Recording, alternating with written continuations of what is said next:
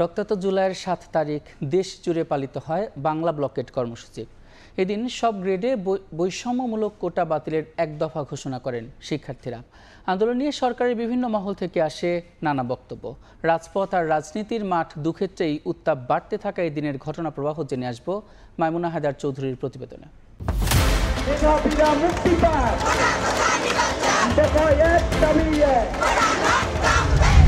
সংস্কার করতে যাচ্ছি, এত কোটা আমাদের দরকার নেই। বৈষম্য থেকে মুক্তি পাওয়ার জন্য এই আন্দোলন। আমাদের দাবি আদায় করে আমরা রাজপথ ছাড়ব।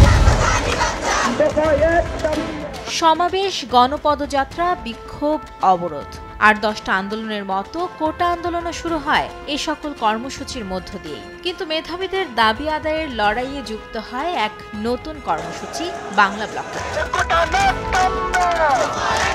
৭ জুলাই ২০২৪ বিকেল ৩টা থেকে দেশব্যাপী শুরু হয় এই কর্মসূচি।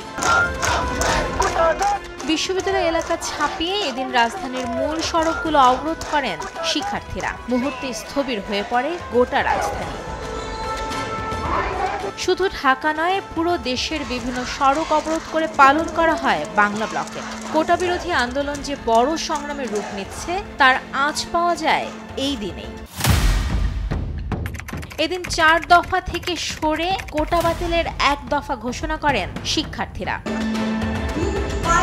এদিকে শিক্ষার্থীদের আন্দোলনকে অযৌক্তিক উল্লেখ করে বিষয়টি সর্বোচ্চ আদালতে নিষ্পত্তি হওয়া উচিত বলে মন্তব্য করেন শেখ হাসিনা। আজকে আন্দোলনের নামে যেটা আবার করা হচ্ছে, পড়াশোনার সময় নষ্ট করা, এটারও কোনো যৌক্তিকতা আছে বলে আমি মনে করি না। কোটা আন্দোলনকে নিয়ে এদিন আওয়ামী সরকারের বিভিন্ন মহল থেকেও আসে একই রকম মন্তব্য।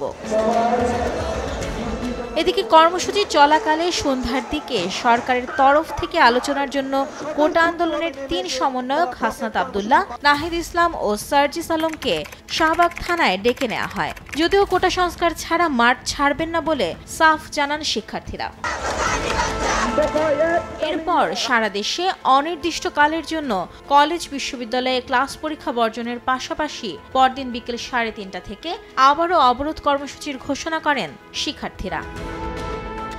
মাইমুনা হায়দার চৌধুরী, সময় সংবাদ, ঢাকা।